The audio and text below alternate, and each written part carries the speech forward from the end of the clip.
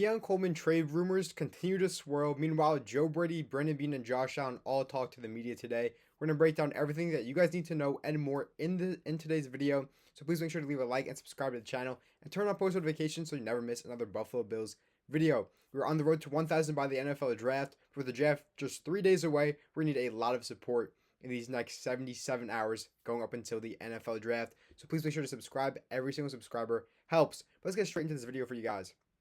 Yes, Keon Coleman trade rumors are continuing to swirl. This morning, Adam Schefter dropped an article on ESPN and he said other trade candidates to watch for this upcoming draft because he made the report earlier this morning that A.J. Brown is likely going to be on his way to New England to play with the New England Patriots after the June 1st deadline hits, so the Eagles' cap hit is significantly smaller.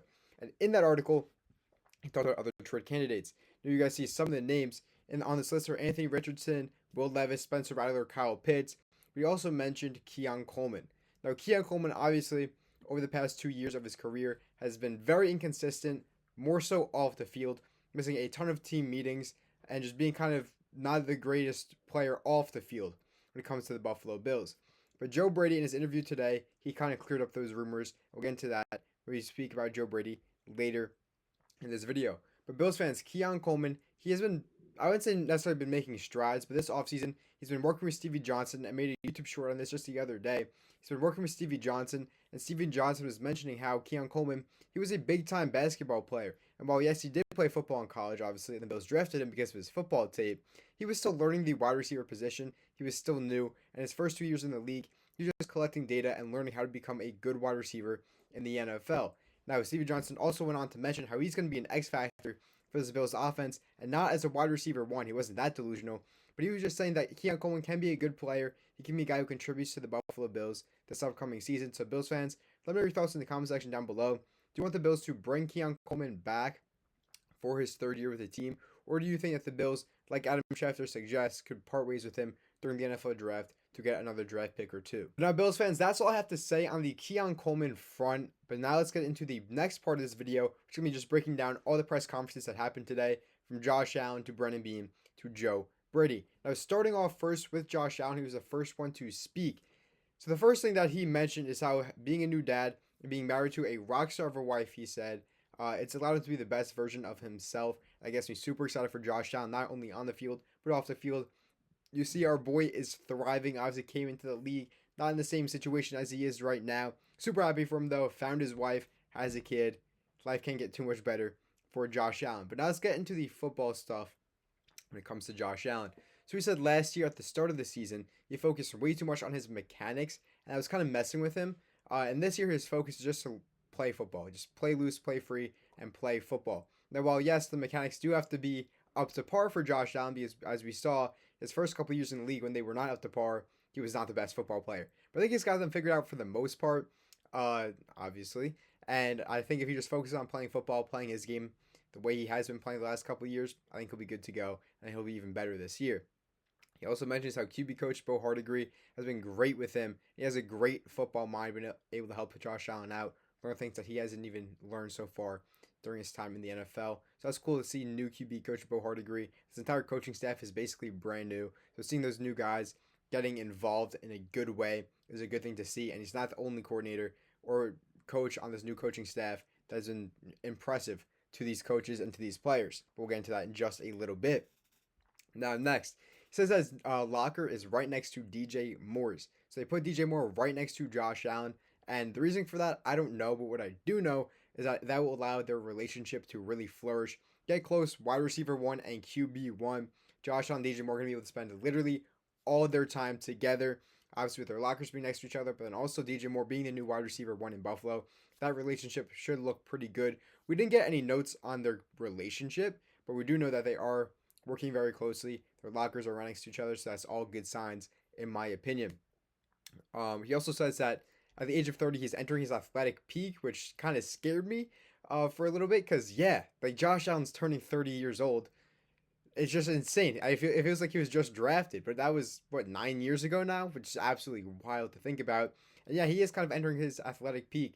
So this could be the last year that we really see of Josh Allen being that kind of scrambling QB, being able to make all those plays all over the field. I think while he's going to have to transition into being a pocket passer for the most part, for the second half of his career, I still think that we have one good year left, at least, of Josh Allen being able to just run around and scramble. But I think I'm also pretty confident in Josh Allen's ability to become a pocket passer when that time comes. But he also mentioned he has that new dad strength, so this year he'll definitely be good to go when it comes to that department. But now, the last update with Josh Allen is his foot surgery. Because as you guys know, when Joe Brady was being introduced as the new head coach of the Buffalo Bills, Josh Allen walked in on crutches and said that he had foot surgery. This was something that we knew was going to happen, dating back to week 16 of last season when he injured it against the Cleveland Browns. But did he really injure it that week? And the reason I say that is because Josh Allen says that the doctor, when doing the surgery, he opened up his foot, took out, it was a piece of cracked bone that just fell off his foot, took it out of his foot, and threw it out.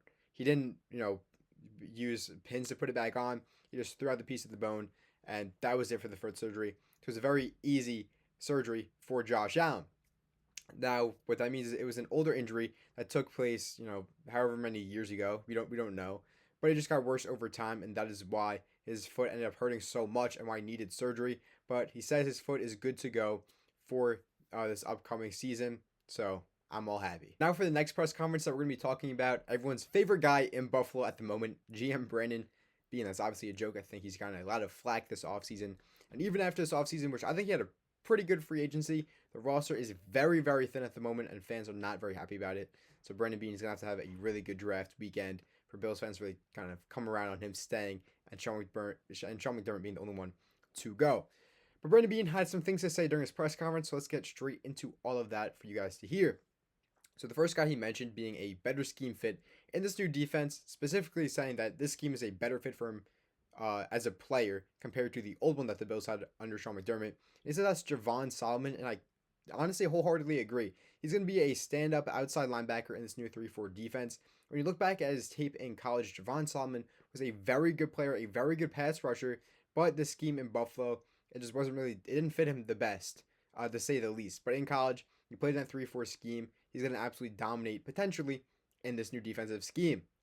But moving on, you saw about defensive coordinator Jim Leonard. Like I said, a lot of this coaching staff has been very good very early so far in this offseason. He says defensive coordinator Jim Leonard is a great listener. He enjoys having these hard conversations and hearing different perspectives about the team and the defense. And Jim Leonard also, he just doesn't try to get his point across and leave it at that. He's open to those new ideas and whatever they may be. Brandon Beane didn't, disclose to us, but Jim Leonard obviously is building a good relationship early on with the coaching staff and Brandon Beane, which is good to hear. And moving on, so the Bills reporters asked him if he has a feel of who's going to be available at pick 26, and if they know who could potentially be there, what do they think they'll do with the pick? And Brandon Beane said right now that it is clear as mud as to who will be available at pick 26. So clearly he has no idea just yet at who will be available at pick 26 this upcoming Thursday, which is just in 77 hours, like I mentioned earlier in the day. Now, he did say that the Bills, they'll have a better understanding once the draft gets even just a little bit closer. But as of right now, Brandon Beane still no idea who's going to be available at pick 26. And that makes me think that there's a possibility of a trade up or a trade down happening on draft day, because if Brandon Beane doesn't know what's going on, I think he's better off just trading up, getting his guy, or trading back and getting more draft picks to close out the draft. Now, he also mentioned that the number of first-round grades on players in this upcoming draft is on the lower end than it has been in previous years, which I think a lot of media members have been, saying over the course of this offseason. There's really only like 10 to 15 guys that can be considered first-round prospects, and knowing Brandon Beane, it's probably a lower number than that, to be completely honest with you. So I think that the possibility of the Bills trading back is kind of pretty big, considering we don't have a second-round pick at pick 60. I'll do for you guys right here. So pull back up this. Let me get it back on the screen for you guys. I'm sorry. This Adam Schefter article, because he actually mentioned the Buffalo Bills in this article about how we don't have a second rounder, and he says Buffalo not worrying about no second rounder. Now I want to put or highlight this part. As much as Buffalo didn't like parting with its second rounder, and it's not happy about currently being out of that round, it landed a playmaker who drew the interest of multiple teams, that being DJ Moore. When the number 60 pick rolls around, the Bills can now play Moore's highlights. And yes, that is true. The Bills can just play DJ Moore's highlights and be happy with their second round pick. But it also mentions that they're not happy about currently not having a second round pick. So I really do believe that there's a big chance that the Bills do end up trading back out of the first round. For Bills fans, let me know your thoughts in the comment section down below. Do you think that Brandon Beane will be trading back? Let me know your thoughts in the comment section down below. But now, last 2 points. We'll get into the injury one first. He says that it's going to be some time until Michael Hoyt is able to return. What does that mean? We don't know. But Michael Hoyt, a couple months back on Eric Wood's podcast, did mention how he is going to be trying to get back for training camp. Now, that'd be a very quick return for Michael Hoyt, considering he's coming off a torn Achilles. But the best case scenario right now for Hoyt is most likely going to be being ready for week one, whoever that may be against. Now, when it comes to Hoyt, Brendan Beane says it's going to be some time. So does that mean that maybe he had a setback? We're not too sure. Michael Hoyt, he said himself he wants to be ready for training camp. Brendan Beane says it's going to be some time. I guess it does line up because it is going to be about 2 more months or 3 more months until training camp. So we'll see what ends up happening with Michael Hoyt. But as for the last point, he mentioned how Tre'Davious White is a guy they're not closing the door on anytime soon to come back to Buffalo. And he noted that both the team, the Buffalo Bills, and Tre'Davious White agreed to circle back after the draft to see where the roster stands and if Trey White would be a good fit to come back to this team for the 2026-2027 season. It's crazy I'm even saying those years out loud. But Bills fans, let me know your thoughts on everything that Brandon Beane had to say in the comment section down below. And if you guys want Tre'Davious White to be coming back to this team after the draft, I appreciate all you guys for doing just that. And now the last man up when it comes to the press conferences, we have head coach Joe Brady. Still weird calling him the head coach of this football team, but we didn't have a ton from him, so we'll get straight into it. So he first off just mentioned how he's pleased with the attendance at voluntary minicamp and the off-season workouts. I believe that almost every single player has been noted to be there. There are a couple guys who I'm not completely sure if they were there, those being Deion Dawkins and James Cook. Now, I'm not saying that they aren't there, but in the videos that they've been posting, I have not seen them, and I've seen Deion Dawkins literally every single where on social media except for Bills practice. So I'm going to assume he hasn't been there, but I'm not going to, put those words into, reality because I'm not completely sure. He also says that it meant a lot to him for Josh Allen to be there on day one of voluntary minicamps. And it was a great tone setter to have Josh Allen on day one of him being the new head coach of this Bills team.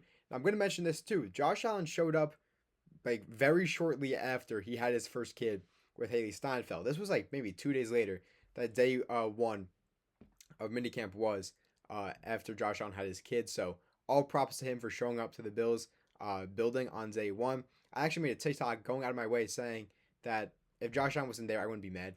He's a new dad. I enjoyed that time, but he did show up, and he had his press conference today. Absolutely phenomenal. Obviously, after that big Sabres win last night, Josh Allen came to the press conference today in all Sabres gear, saying he'll be at the game on Tuesday. So Josh Allen, even being a new dad, spending a lot of time still with the football team, which you love to see, and I'm not surprised at all just knowing who Josh Allen is.